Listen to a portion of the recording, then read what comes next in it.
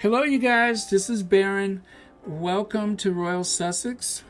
Someone informed me that I have not been saying my name, and they only were able to find it because they went to the comments. I think that's kind of good because it makes you go to the comments, I think. But I've probably, when looking back on it, I've probably only said my name on this channel a handful of times. And yeah, guilty. I just feel so close to you guys that I feel like we have this connection, like we're just sitting around talking. So I forget about it because, you know, as I'm speaking, I'm thinking of the names on the comments or from the live chat, and I just feel like I'm talking to these individuals. So, yeah, let you know what's going on in that hat rack I call ahead, right? So, I've been a little bothered by one of the things that I keep seeing floating around the press, the tabloid press, but it really was consolidated on Twitter. Harry and Meghan's new biography is the last nail in the coffin. Shock and fury. Prince Harry's memoir is the final nail in the coffin with royal family as firm faces turmoil for a year before release. And so there's like 10 of these. 10 of these that were taken from the various places in the tabloid world. That's disconcerting. It's very uncomfortable. It seems like a veiled threat, inferred threat. I don't like it. And whatever it is that they feel that they can use to leverage these threats with, just come on out and say it. You know, but it seems to me that all of this really indicates that they feel as though they're about to lose more ground than they've already lost, because the Sussex is packing up and leaving that country, or should I say the Duchess of Sussex leaving and taking their prince with her. However you want to look at it. And yes, I know that's not quite the way that happened. They decided as a team, Team Sussex, we're out of here. And there's no shame or embarrassment in that. As the Duchess said, it's more important things in life than just surviving. You have to thrive. And that is really taking care of one's own well-being when you have enough sense to say, this is not going well, I'm leaving. You know, it's like leaving a bad relationship. When do you call it? And so they called it, and then it was over. But one thing that really turns me on, and when I say turned on, I mean like a whisper in the ear, like a wet tongue on the back of the neck turned on.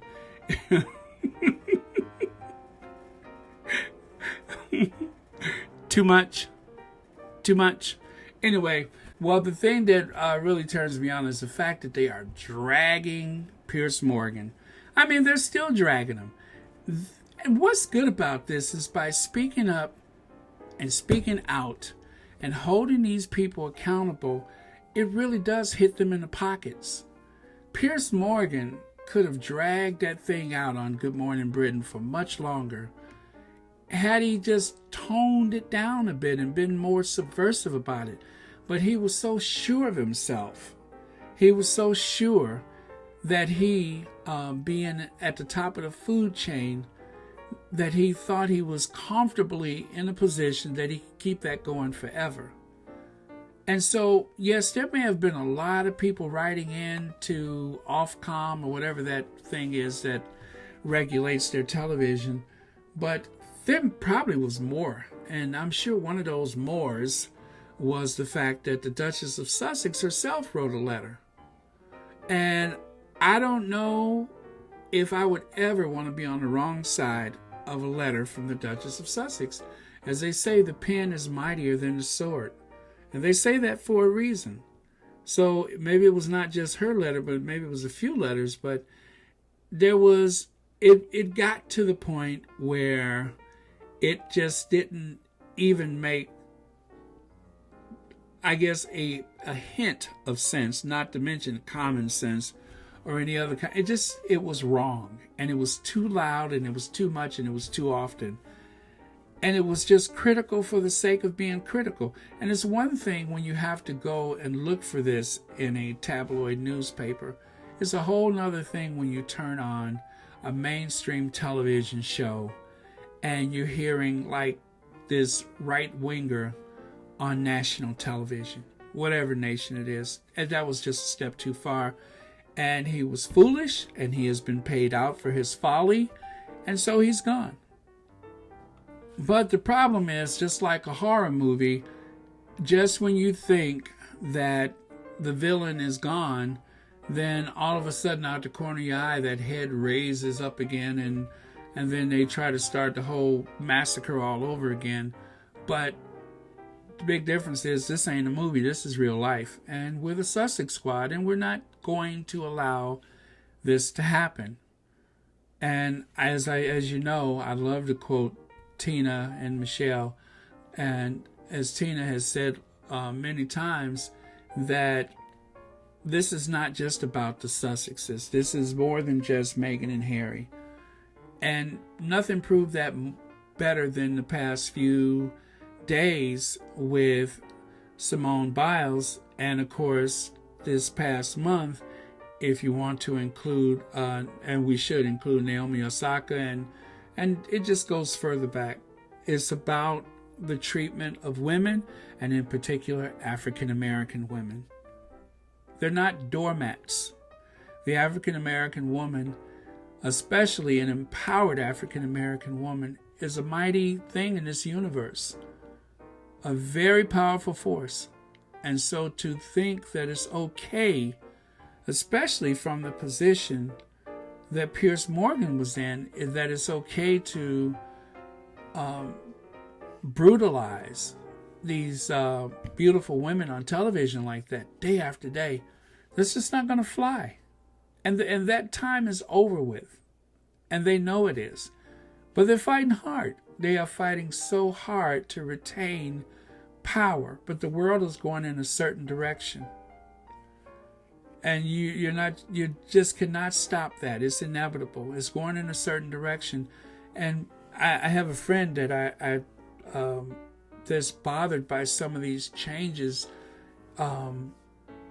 in the world, especially with the young people. But it's not ours. It's theirs to inherit, and they will have the world that they want, and it will not include Piers Morgan. Okay, my next thing I wanted to talk about was the animated series, The Prince. I watched it. I watched every episode. As I thought, I was very uncomfortable with anything that had to do with the Sussexes. I had the same discomfort about anything that had to do with the children being depicted in very adult situations. That was uncomfortable. And I'm not a prude. I'm really not a prude. But I don't feel comfortable around children because I'm so protective of children, and I'm a bundle of nerves because all I want to do is say, oh, be careful. Don't do this. Don't touch that. Don't, because I get very jumpy like that. And so I'm speaking as a person who feels that kids are need to be protected, and I'm overly protective of children. And so to see this was uncomfortable for me. It was very uncomfortable. But I won't pretend like I didn't have fits of laughter throughout the series, the entire 12 episodes. Yeah, I did. And then as soon as I would see the Duke and Duchess of Sussex, full stop.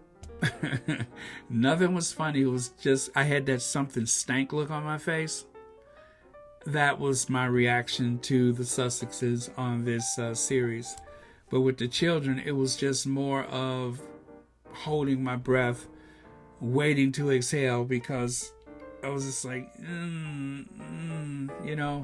just not comfortable for me. But let's talk about the good points.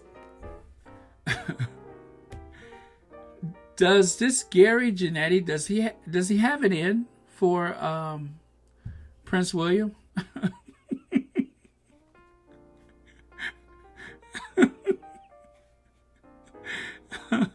Does he have it in for Prince William? That's all I can say is, does he have it in for Prince William? Because of all the characters, except for that thing that lived in the cellars, that was pretty rich.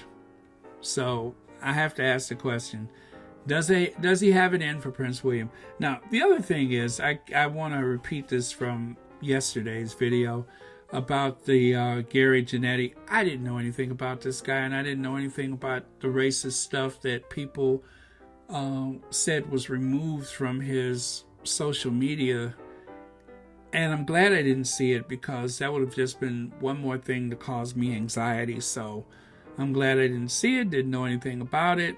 But that being said, I could see this guy has a certain type of humor, and it's a very modern humor, because this is the world that we live in. So I'm not going to be a prude about it, but I would just rather he leave the Sussexes alone. And the thing with the kids, maybe the series comes back again, maybe not. It doesn't seem like the palace is putting a lot of pressure on anyone at this time, so I'm assuming they obviously like it.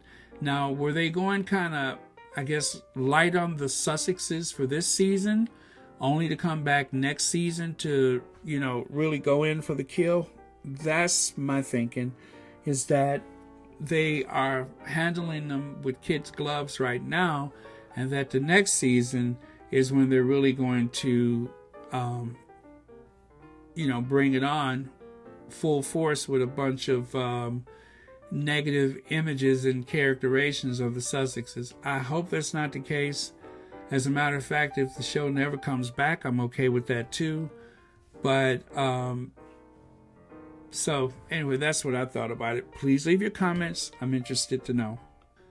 If you guys haven't been keeping up with the Archewell page, I know it's easy to kind of lose track of it, because for the most part, they don't have like a lot of information coming that often. But when they do, it is very heartwarming. Like this one, what is compassion, right? So if you don't know about this, an Olympic love story, there are two athletes that are competing in the Olympics, and anyway, it looks like it's a very sweet couple, and you probably want to check that out. And then if you have contributed to the Duchess of Sussex birthday, which is August 4th, there's also a story about coping with COVID-19 in India, so you may want to check that out too. The founder of the Mina Mahila, an organization that empowers women through healthcare and education, shares an update about the pandemic in India. So if you contributed, then please do go and read that story, because it's been on there since the 2nd of July. And again, that is on the Archewell page. So if you're not on the Archewell website, if you're not a subscriber, what are you waiting for? You should get subscribed. So, like I was saying, I guess yesterday, I'm hoping that we're going to have a chance to see the Duchess of Sussex for her birthday. Maybe they'll release a photo, maybe not. We'll see. But even though they're supposed to be on a leave of absence, I know they're working hard. Like just yesterday, there was the news about the former Disney exec, Chanel Pesnick, has joined Meghan Markle and Prince Harry, as I like to say, the Duke and Duchess of Sussex, but has joined Meghan Markle and Prince Harry's Archewell production as the head of unscripted, reporting to Ben Browning, the Archewell head of content. Pesnick will oversee notifications, series, and documentary film production, working closely with Netflix, where the company is under a deal with Pesnick, who started in May, joins a growing production team at Archewell, which also includes Bennett Levine, who joined the company as coordinator in the spring. So another heavy hitter on the team of Archewell Productions. Archewell Productions, as it says here, was founded by the Duke and Duchess of Cambridge, blah, blah, blah, blah, blah, blah, blah, blah, blah. And now she's part of the team. Full stop. Well, one more thing. It does go on to say that Pisnick most recently served as Director of International Content for Disney+. There she helped launch the platform internationally and oversaw its unscripted series and documentaries in all non-U.S. markets. Previously, Pisnick was at CNN for 6 years, leading development for CNN and Headline News original series. Projects she worked on included Disney Plus's David Beckham-led series, Save Our Squad, and in CNN's American Dynasty, The Kennedy and the Story of Late Night and Lincoln, Divided We Stand. So she's worked on some pretty big projects. I'm sure she will do very well with the Duke and Duchess of Sussex on behalf of Archewell Productions, etc., etc. So that was in the news recently. So I'm saying all of this to say that they are really ramping up for, I guess we are midsummer now, so they are really ramping up for the end of the year and for 2022. So while the tabloids were trying to lead you to believe that they were not really making a return on the investment for these contracts they signed, but look at what they're doing. Like just the other day, the guy from Better Up made the announcement about them expanding into the European market. Thank you very much, Prince Harry. And then the announcement of the Pearl, which is the working title for this animated series, which everybody assumes is about the Duchess of Sussex. Okay, there's that announcement. So when the Sussexes are quiet, don't worry. That's when they're really doing big things. So be patient and just wait for that.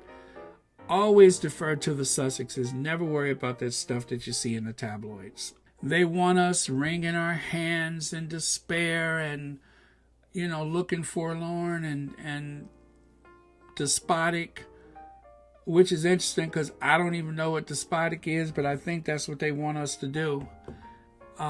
They want us to so I would look that up, but I know that you all got my back, so just leave it in the comments, whatever that means. But if Harry actually has another book in mind about his relationship with his brother, I have a good working title for it. The Me You Can't Be. The Me You Can't Be.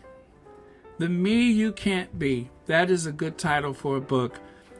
It's a great book about two brothers. One that is envious and jealous and, I guess, incandescent with rage.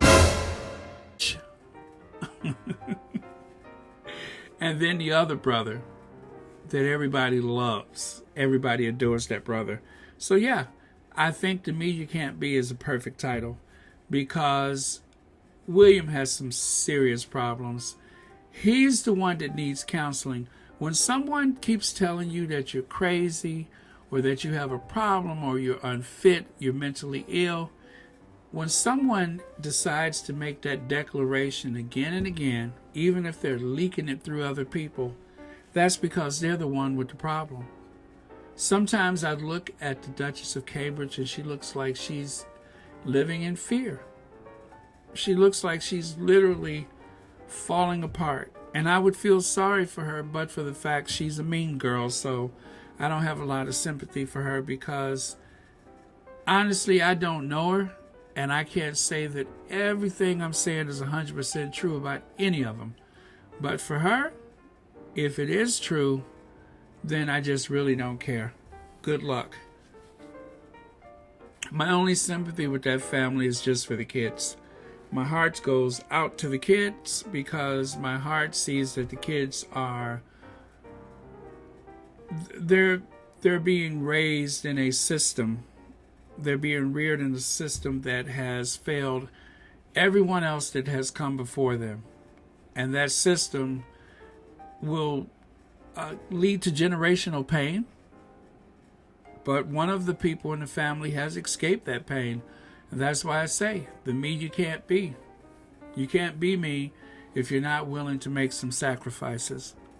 But I do wonder if there was a message in the animated series, Prince George. I wonder if there was some message in there where Prince George, unfortunately, this is really sad to see them use this child to make this point. But I wonder if this character is really supposed to be Prince William. I just wonder. I wonder if they're using this character to send a message to Prince William. Now, I would say that it's probably the case, but I don't know. But if you have seen the series, let me know what you think about that. Because the way that ended, I'm just wondering, is someone trying to say something to Prince William before he really disgraces himself beyond the point of return? Okay, and lastly, certain tabloid people, and mind you, I haven't read the story. I looked at the headline, and I already know what this is about. And it says, from Windsor to the White House. They're trying to make this connection, or this assertion, should I say, that the Sussexes are bound for the White House. Not very likely, but for two very high-profile people who have been brought together for various reasons, including philanthropy and charity and other worthy causes that they have had in common, like visiting Africa, or perhaps maybe it was the fact that they just love each other. Let's start with that. But they have these things in common. And so for whatever reason, they decided, okay, I'm a member of the royal family. You married into this family. And for everything we've been through, we both have respect for the Queen. And because of that, they respect the institution. Enough that they have not gone to anything cheesy and commercial. They're developing a platform which is sustaining for their family, and a platform which allows them to help people, which is something that they've done for a long time. As the Duchess of Sussex said, I never wanted to be one of those ladies that lunch. I wanted to do more with my life. So she's doing way more than she probably could have ever dreamed of as that girl that sat down and wrote that letter to Palmolive, Colgate, or Procter & Gamble, whoever the heck it was. She has exceeded her expectations, I'm sure. But then again, maybe not. Maybe this is exactly where she wanted to be. And then as for the Duke of Sussex, again, this has been a part of his life for a long time. So between the two of them, they have decided that they would go on and use their platforms and also make an income. Make enough to keep the family secure, and make enough that they can give charitable donations whenever and wherever they choose. And that's exactly what they've done. They've given away a lot of money, and they have helped a lot of people. Just like the Obamas, just like the Clintons. And then, of course, there is the Oracle, Oprah Winfrey. Oprah Winfrey is one of those people that have made so many other people rich and have given so much to so many people. She has an unimpeachable reputation for generosity. And that's who they have aligned themselves with. And you would think that would be enough for people to say, okay, they're doing some pretty worthy things, let's back off. Turn the heat up, because they have to be up to something. And even if they're not, and we know they're not, we're going to make something out of nothing, because this is how we create clickbait and sell papers. And so that's what people are doing. But the Sussexes are not going to the White House. I mean, they just started a family. They're exactly where they want to be. This wasn't the original plan, but they are still proving that service is universal. Oh boy, I tell you, I had to get that in there, didn't I? Service is truly universal.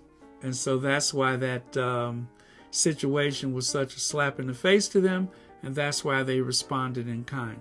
Whoever wrote it, they had to respond to that, because it really goes to the very central point of what they're doing right now. So goody for them. Bravo to the Sussexes for standing up for who they are. Anyway, that's it. Have a happy Saturday. It is going to be a great weekend, I'm sure. And of course, August the 4th, that is the Duchess's birthday. So we're looking forward to that. Hopefully we get a chance to see the Duchess of Sussex. If not, then I understand. But if you are listening to me, Your Royal Highness, Duchess of Sussex, HRH.